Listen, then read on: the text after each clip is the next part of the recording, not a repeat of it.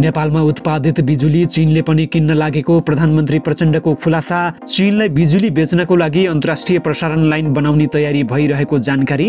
भोलिदेखि एमसीसी विरुद्ध कडा आन्दोलन थालिने नेता धर्मेन्द्र वास्तुलाको दाबी। देशभर आन्दोलनको आँधी बेरी चलाउने जानकारी। एमसीसी चीन घेर्ने नीति भएको ठोकुवा। आजबाट ब्रिक्स सम्मेलन दक्षिण अफ्रिकामा सुरु। अर्को महिनादेखि एसियाली मुलुक र दक्षिण अफ्रिकामा एउटै मुद्रा र ब्याङ्क चलाउने तयारी। अमेरिकालाई लाग्यो निकै ठुलो झट्का। र सबैभन्दा लामो दारी पालेर एक महिलाले विश्व रेकर्ड बक्समा गराइन्, नाम दर्ज, दुनियाँ बन्यो चकित। नमस्कार। ग्रेटर नेपाल टिभीले तयार पारेको अन्तर्राष्ट्रिय समाचारहरूको सङ्गालो ग्रेटर न्युजबाट यहाँलाई हार्दिक स्वागत छ। अब समाचार विस्तारमा।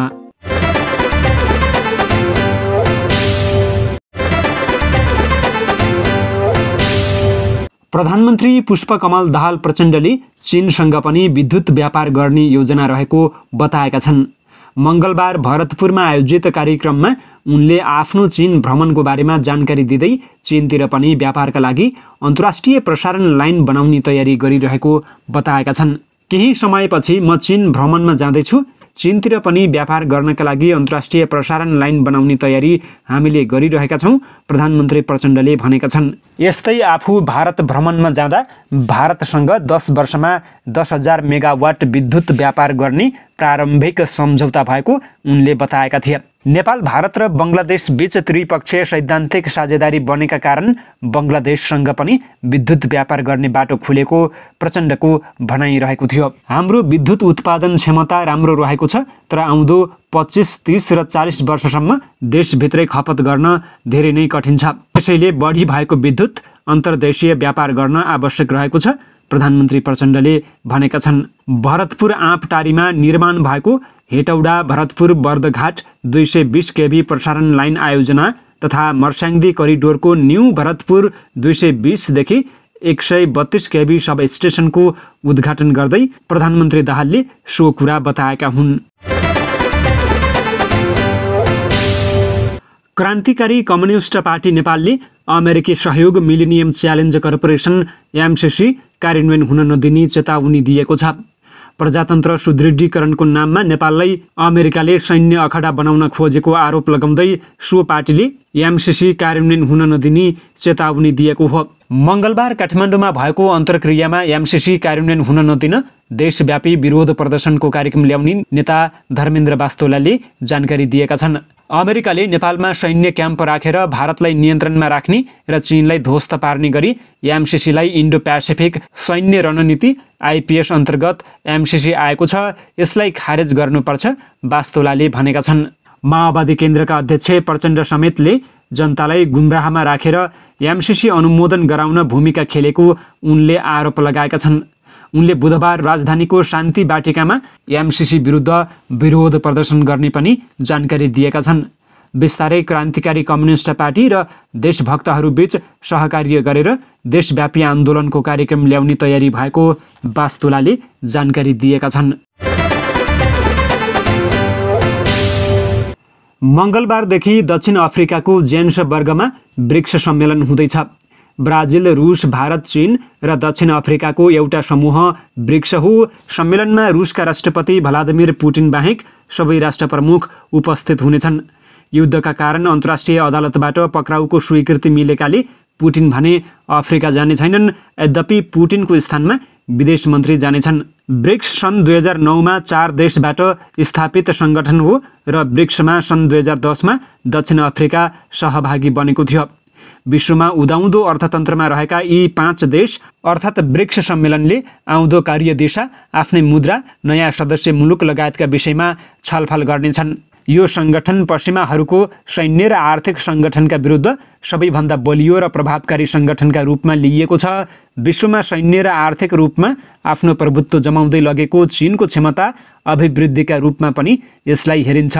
तर पश्चिमाहरूको गठबन्धनको बलियो साझेदारी समेत रहेको भारत समेत ब्रिक्सको महत्त्वपूर्ण सदस्य हो। दक्षिण अफ्रिकामा 24 अगस्तसम्म चल्ने ब्रिक्स सम्मेलनमा नयाँ सदस्य राष्ट्र पनि थपिन सक्छन्। रुस युक्रेन युद्धका कारण पश्चिमाले रुसमाथि गरेको आर्थिक कारबाहीबाट धेरै देश झस्किएका छन्। रुसलाई स्विफ्टबाट निकालेपछि अमेरिकाका साझेदार समेत पश्चिमा गठबन्धनबाट फुत्कने प्रयत्नमा रहेको प्रस्टिन्छ। सोही कारण अमेरिकासँग बलियो सैन्य साझेदारी रहेको संयुक्त अरब इमिरेट्स र साउदी अरेबिया समेत ब्रिक्सको सदस्य मुलुक बन्न चाहन्छन्।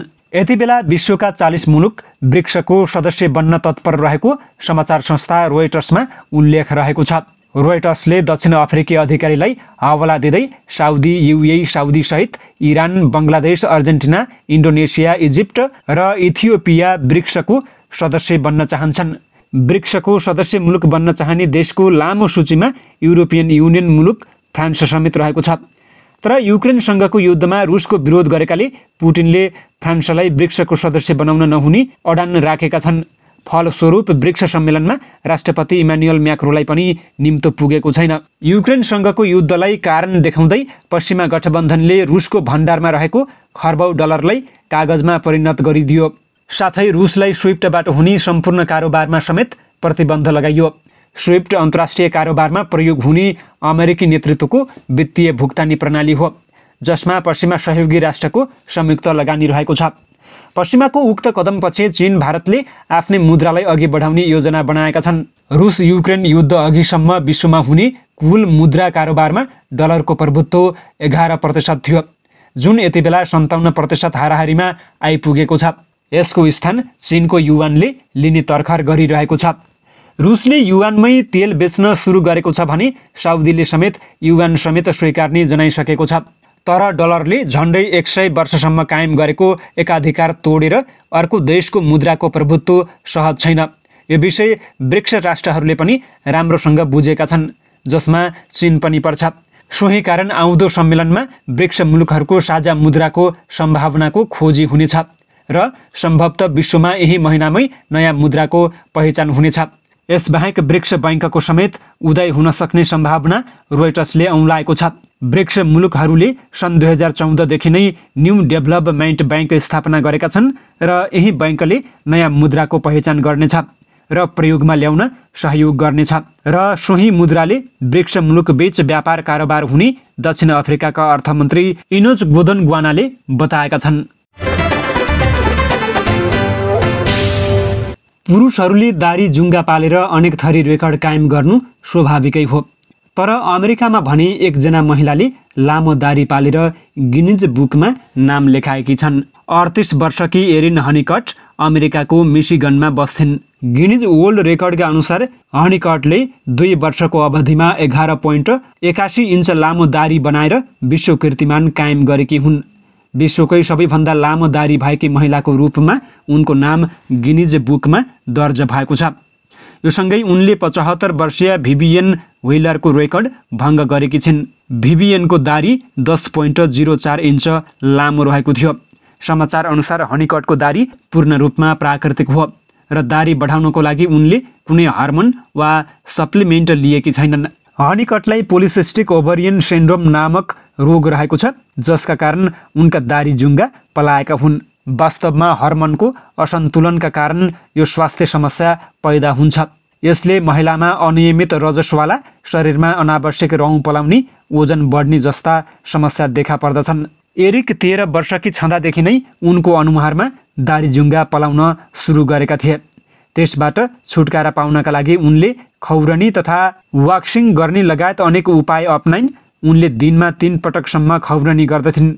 आफ्नो किशोर अवस्थादेखि यौन अवस्थासम्ममै उनले यस्तो जारी राखिन्। तर उच्च रक्तचापका कारण भएको स्ट्रोकले आँखाको ज्योति आंशिक रूपमा गुमेपछि उनको जीवनको नयाँ मोड सुरु भयो। त्यसपछि उनले आफ्नो शरीर तथा आफ्नो विषम परिस्थितिलाई स्वीकार गर्ने अठोट गरिन् अनि आफ्नो दारी खौरिन छोडेर बढ्न दिइन्।